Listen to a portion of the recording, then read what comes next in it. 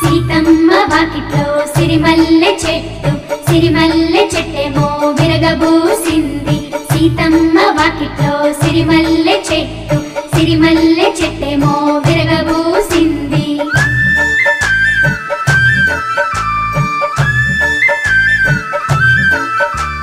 చెట్టు కర్రలాకుండా కొమ్మ వంచండి, పట్టి పూలు కోసకొచ్చి బుట్ట నింపండి.